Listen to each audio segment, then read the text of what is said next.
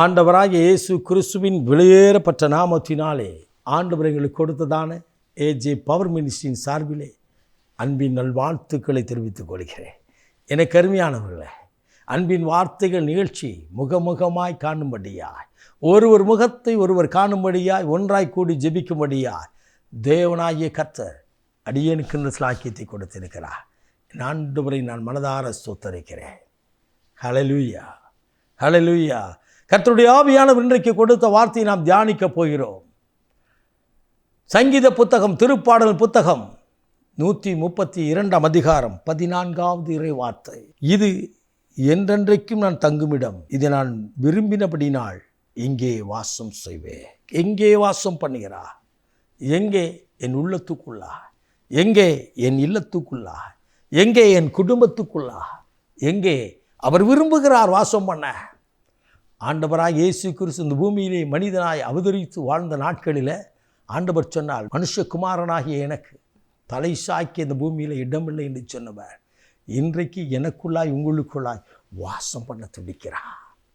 வானாதி வானம் கொள்ளாத தெய்வத்தின் வல்லமை எனக்குள்ளாய் இறங்கி வந்து தெய்வ வாசம் பண்ண விரும்புகிறார். நீங்களே தேவாலயம் என்று எழுதி வைத்தது பரிசுத்த ஆவியானவர் இந்த ஆலயத்துக்குள் வாசம் பண்ணி நம்மை நடத்த விரும்புகிறார். நான் என் உள்ளத்துக்குள்ளாய் அவருக்கு இடம் கொடுக்கிறேனா? என் குடும்பத்துக்குள்ளாய் இடம் கொடுக்கிறேனா? என் குடியிருப்புக்குள்ளாய் நான் ஆண்டவருக்கு இடம் கொடுக்கிறேனா? இல்லை உலக காரியங்களுக்காய் நான் கொடுக்கிறேனா? கொஞ்சம் யோசித்து பாருங்கள். நான் ஊதாரியாக இருந்த நாட்களிலே, வாலிப நாட்களிலே, ஊர் சுற்றி தெரிந்த நாட்களிலே சிற்றின்பத்தை நோக்கி போவோம். கொஞ்ச நேரம் ஒரு சிகரெட் பிடிச்சா கொஞ்சம் நல்லாயிருக்கும் அப்படின்னு. அதெல்லாம் கொஞ்ச நேரம்தான். என் ஆண்டவர் அன்பை ருசித்த போது, தேவன் எனக்குள்ளாய் வாழ்கிறார் என்று சொல்லி நான் வாஞ்சித்த போது, எல்லாவற்றையும் விட்டு விலகும்படியாய் தேவன் அனுக்கிரகம் செய்தார். அவர் இன்றைக்கும் நமக்குள்ளாய் வாழ்கிறார், நாம் அறியாமல் இருக்கிறோம். சிலர் இப்படி கேட்குறீங்க, அம்மா ஆண்டவர் எங்கள் வீட்டில் இருக்கிறார் பிரதர். உண்மைதான், நான் எங்களுக்கு கஷ்டமும் எங்கள் கூட இருக்குது பிரதர். எனக்கு அருமையானவர்களே, உங்களோடு கர்த்தர் இருப்பார் என்று சொன்னார் உங்கள் வாழ்க்கை சொல்லிக்கும், மாற்றம் நிச்சயமாக வரும். வெறுமை இருப்பது உண்மைதான். பேதுரு படகிற வெறுமை இருந்தது உண்மைதான்.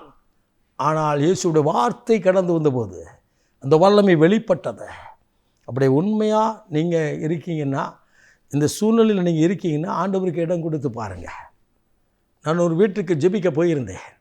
இந்த ஒரு பெரிய வீடை கட்டி இருந்தாங்க. ஒவ்வொரு அறைகளாய் காட்டினாங்க. எல்லாம் ஏசி உள்ள அறை. ஜெபிக்கும்படியாக வந்திருந்தேன். எனக்கு அருமையானவர்களே, நான் அவர்களிடத்தில் கேட்டேன், ஐயா உங்களுக்கு என்று பெரிய டைனிங் ஹால் கட்டியிருக்கிறீங்க, தனித்தனி அறைகள் இருக்கிறத, என் ஆண்டவருடைய சமூகத்தில் காத்திருந்து ஜெபிக்க அறை எது என்று கேட்டேன். அந்த சகோதரர் அப்படியே பிரமித்து நின்றுட்டு சொல்லிவிட்டு சொன்னார், பிரதர் நான் இதை யோசித்தே பார்க்கல. பின்பதாக சொன்னார், இனி வரும் நாட்களில் நான் முன்பதாக ஒரு ப்ரேயர் ஹால் மாதிரி, ஒரு சின்ன ஹால் மாதிரி நான் ரெடி பண்ணுவேன் பிரதர்ன்னு சொன்னார். அது சொன்னது மாத்திரமல்ல, அவர்கள் 2 பிள்ளைகள் இருக்கிறார்கள். ஒரு 5-6 பேர் அமர்ந்து ஜெபிக்க, முழங்கால் படிக்கிட்டு ஜெபிக்கக்கூடிய ஒரு இடத்தை அதற்குள்ளாய் உருவாக்கினார்கள். நடந்தது என்ன? அவர்கள் ஜெபிக்க ஆரம்பித்தார்கள். அங்கே கர்த்தர் வாசம் பண்ண ஆரம்பித்தார். அந்த பிள்ளைகள் தேசத்தில் முதன்மையான இடத்திற்கு வந்தார்கள். அந்த குடும்பம் செழிக்க ஆரம்பித்தது. ஆம், எனக்கு அருமையானவர்களே, கேட்டுக்கொண்டிருக்கிற என் அன்பு தம்பி, உன் இருதயத்தை ஆண்டவருக்கு கொடு. தங்கச்சி, உன் இருதயத்தை ஆண்டவருக்கு கொடு. ஏதோ கேளிக்கை என்று சொல்லி உலக காரியங்களிலே கடந்து போய்கிட்டு என் அன்பு தம்பி, உங்களோடு கர்த்தர் பேசுகிறார். நீங்கள் ஆண்டவருக்கு முதலிடம் கொடுங்க. உங்களுக்குள்ளாய் வாசம் பண்ணுகிற ஆண்டவர், எனக்குள்ளாய் இருக்கிற தேவன் என்னை நடத்த வேண்டும் என்று சொல்லி ஒப்பு கொடுத்து பாருங்கள். அற்புதமாய் நடத்துவதை இன்றைக்கு நீங்கள் காணப்போகிறீர்கள். ஆம், அந்த தெய்வம் உங்களுக்குள் இருக்கிறவர் வெளிப்பட போகிறார். தானியேலுக்குள் இருக்கிறவர் வெளிப்பட்டா, மறைபொருளை வெளிப்படுத்தி கொடுக்கும்படியே வெளிப்பட்டா. ஆம், எனக்கு அருமையானவர்களே, எஸ்தரை நாட்கள் நடந்தது போல இன்றைக்கும் நடக்கப் போகிறது. உங்களுக்குள் இருக்கிற ஆண்டவர் வெளிப்பட்டு உங்கள் குடும்பத்திற்கு, திருச்சபைக்கு, நீங்கள் இருக்கிற பகுதிக்கு தேவன் வெளிப்பட போகிறார். அப்போ சொல்லுவாங்க, இந்த தம்பிக்குள்ள ஆண்டவர் இருக்கிறார், இந்த தங்கச்சிக்குள்ள அருள்நாதர் இயேசு இருக்கிறார், பரிசுத்த ஆவியான வழி நடத்தப்படுகிறார்கள். இந்த தங்கச்சி ஜெபம் பண்ணா, இந்த தம்பி ஜெபம் பண்ணா கர்த்தர் வாய்க்க பண்ணுவா, கர்த்தர் கூட இருக்கிறார்னு சொல்லி அநேகர் சொல்ல போகிறார்கள். நாம் ஜெபிப்போமா? மகா பரிசுத்தம் உள்ள தகப்பனே, இந்த அற்புதமான வேலைக்காய் சோத்தரிக்கிறோம். இன்றைக்கும் தகப்பனே, நான் விரும்பினபடினால் இங்கே வாசம் பண்ணுவேன் என்று வார்த்தை கொடுத்தேன். நீர் விரும்பி இதை கேட்கிற ஒவ்வொருவருக்குள்ளாய் இறங்கி வாசம் பண்ணி அவர்கள் தலைகளை உயர்த்துவீராக. துக்க நாட்கள் முடிந்தது என்று சொல்லத்தக்கதாய் பிள்ளைகளை உயர்த்தி ஆசீர்வதியும் தகப்பனே. அவர்கள் மன விருப்பங்களை நிறைவேற்றி ஆசீர்வதியும்.